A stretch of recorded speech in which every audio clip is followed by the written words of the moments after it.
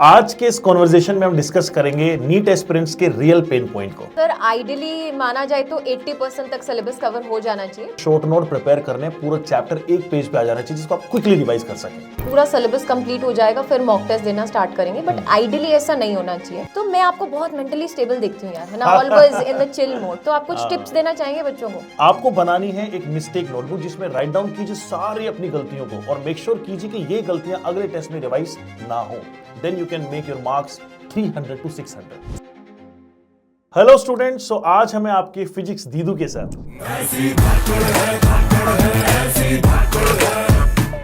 और हम हैं आज आपके केमिस्ट्री के बाहुबली सर के साथ।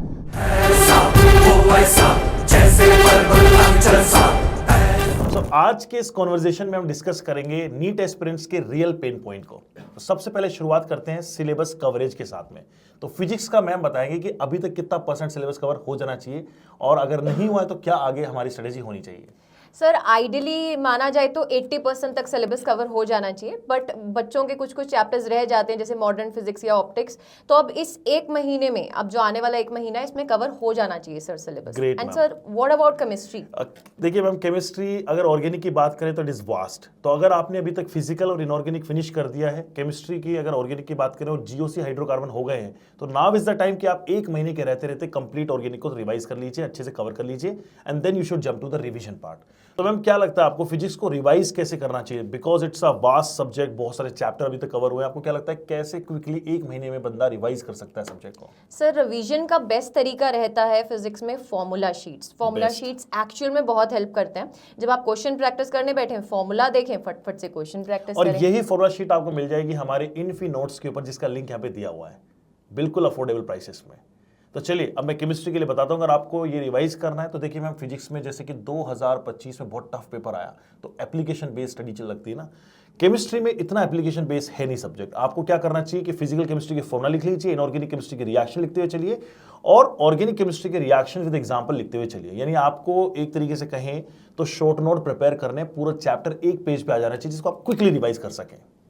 और ये शॉर्ट नोट्स मिल जाएंगे आपको हमारे इनफी नोट्स के ऊपर। तो नेक्स्ट मैम मेरा क्वेश्चन है कि अभी बच्चे शायद टेस्ट देना शुरू नहीं किए, तो आपको क्या लगता है कि मॉक टेस्ट देने का सही टाइम क्या है? क्या फ्रीक्वेंसी होनी चाहिए? वीकली कितने देने चाहिए और मंथली कितने देने चाहिए? प्लीज थोड़ा एलेबरेट करो।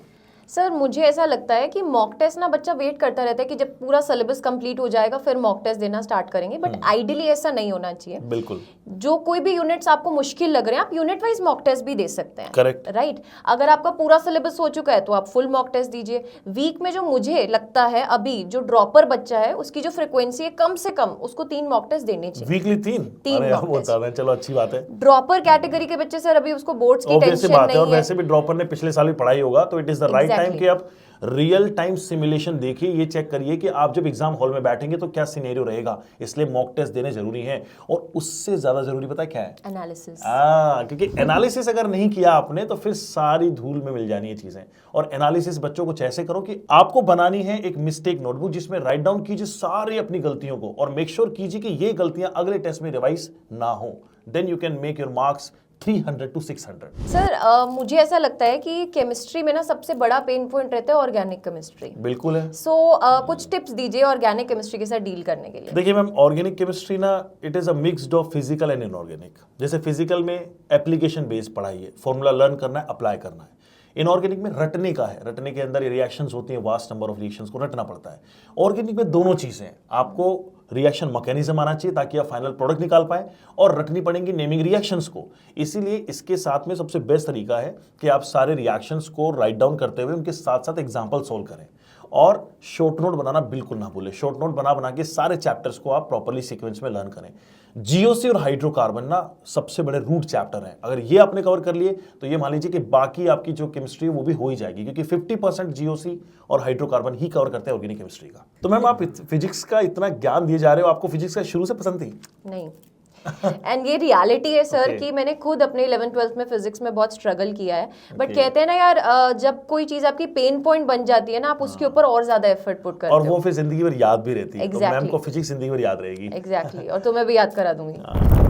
सो मैम देखो, अभी जैसे कि आपको पता है 2 महीने बचे एग्जाम में। थियरी से बच्चे को शिफ्ट करके प्रैक्टिस की तरफ आना चाहिए। बट कितने क्वेश्चंस एक एडिक्वेट क्वांटिटी है जितने उसको लगाने चाहिए फिजिक्स में पर चैप्टर, सो दैट वो एक कॉन्फिडेंस से कर सके कि हाँ अब मेरी नीट की तैयारी पक्की हो गई है। सर आइडियली मुझे लगता है कि कम से कम अगर आप स्टार्ट करें, आपने बिल्कुल भी प्रैक्टिस नहीं की है उस चैप्टर की, तो कम से कम आपको 200 से 300 क्वेश्चन लगाने चाहिए पर चैप्टर, पर चैप्टर। और इसमें भी ना आपको लेवल वाइज लगानी चाहिए, ऐसे नहीं कि आप सेम ही लेवल के इजी क्वेश्चंस लगाते जा रहे हैं, बिकॉज जब हम लेवल की बात करते हैं तो 2025 के पेपर का level was very high sir. Physics ने आंसू निकाल दिए थे तो उसके हिसाब से बेटा जी आपको प्रिपेयर करना है एंड वो लेवल मेंटेन करके चलना है। और एक सिंपल सा हिंट दे रहा हूं आप सभी लोगों को कि आपको लगता है कि इतने सवाल अगर मैं नहीं लगा सकता तो 30 ऐसे सवाल मिल जाए जिनको हम करके वो सीधे नीट में चले जाए और हमारा सिलेक्शन हो जाए, तो हमारी सुपर 30 सीरीज जरूर देखना, क्योंकि इसमें हम ना 30 ऐसे ही सवाल करा रहे हैं जिनका बहुत ज्यादा पोटेंशियल है आपके नीट एग्जाम में पूछे जाने के लायक। सर तो अगर केमिस्ट्री में बात करें तो physical, inorganic, organic, numerical portion ज्यादा फिजिकल में रहता है, तो उसमें कुछ टिप्स देना चाहेंगे आप कैलकुलेशंस के ऊपर कि कैसे फास्ट करें? देखिए कैलकुलेशंस तो जनरली जो मैथ्स के स्टूडेंट होते हैं उनकी फास्ट होती है, बायो वाले जो स्टूडेंट होते हैं रिलेटिवली थोड़े वीक रहते हैं, but I am not saying कि इतनी डिफिकल्ट कैलकुलेशन आती हैं, क्योंकि आप भी जानते हैं कि मैं 45 मिनट में आप अराउंड 45 क्वेश्चन करने हैं। एक क्वेश्चन के लिए 1 मिनट अगर आपको मिलेगी तो जाहिर सी बात है कि बहुत टफ क्वेश्चन आ ही नहीं सकता, लेकिन फिर भी आपको फिजिकल केमिस्ट्री के कैलकुलेशंस को डील करने के लिए एक प्रॉपर फॉर्मूला शीट बनानी चाहिए। सारे के सारे चैप्टर के सीक्वेंस में आपके ना रोड मैप होना चाहिए, उस रोड मैप को उतार दीजिए कि पहले मैंने बोर के फॉर्मूला लगाए, फिर एनर्जी का फॉर्मूला था, फिर वेलोसिटी का फॉर्मूला था, रेडियस का फॉर्मूला था। क्या होगा, चैप्टर की सीक्वेंस भी दिमाग में आ जाएगी और फॉर्मूला भी हमेशा आपको याद रहेंगे। बस put the formula get the answer वाला सीन है फिजिकल के लिए। तो सर ऐसा होता है कि बहुत बार ना पूरा साल प्रिपरेशन करते करते इस टाइम तक बहुत सारे बच्चे अपना मन हार जाते हैं। आधे बच्चे रेस से बाहर हो चुके होते हैं। एग्जैक्टली मन हार जाते हैं, और बहुत सारे हम केसेस सुनते भी हैं, है ना, बहुत सारे बच्चे गलत कदम भी उठा लेते हैं, एंड कोटा में भी हमने बहुत सारे ऐसे केसेस सुने हैं। तो मैं आपको बहुत मेंटली स्टेबल देखती हूँ यार, है ना, always in the chill mode. तो आप कुछ टिप्स देना चाहेंगे बच्चों को? बिल्कुल मैम, देखिए मेरा ये मानना है कि सारे बच्चे जिस भी कॉम्पिटिटिव एग्जाम की तैयारी कर रहे हैं, आप पूरे दिन में ना ज़्यादा नहीं, सिर्फ 15 से 20 मिनट मैनेज कीजिए अपने फिजिकल वर्कआउट के लिए। मैं नहीं कहता हूं कि आप जाके जिम हिट कीजिए, आप जाके वॉक पे निकल सकते हैं, आप रनिंग कर सकते हैं, स्विमिंग कर सकते हैं, पुशअप्स लगा सकते हैं, पुलअप्स लगा सकते हैं, आप ना सिटअप्स कर सकते हैं, बट एक फिजिकल एक्सरसाइज को आप ना लेके आइए। उसके बाद में उस पूरे समय में बिल्कुल भी सब्जेक्ट के बारे में मत सोचिए, पूरा का पूरा ध्यान आपकी बॉडी एकदम जीरो न्यूट्रल सोचना है आपको, ताकि आपकी बॉडी रीसेट हो सके। फिर जब आप वापस से तैयारी करने जाएंगे, फिर जब वापस से किताब उठाएंगे, तो आप 100% एफिशिएंट रहेंगे। तो this is the tip of the day. मुझे लगता है सर अभी के लिए हमने बहुत सारे पॉइंट्स, पेन पॉइंट्स बच्चों के डिस्कस कर लिए हैं। इसके अलावा अगर अभी भी आप किसी दर्द से, पीड़ा से नीट एग्जामिनेशन की गुजर रहे हैं, तो आप कमेंट सेक्शन में कमेंट कर सकते हैं। और डेफिनेटली हम लोग रिवर्ट करेंगे, और ऐसे ही हेल्पफुल कंटेंट के लिए हमारे channel NEET infinity by infinity learn को अभी सब्सक्राइब कर लीजिए। Wish you all the best बच्चों।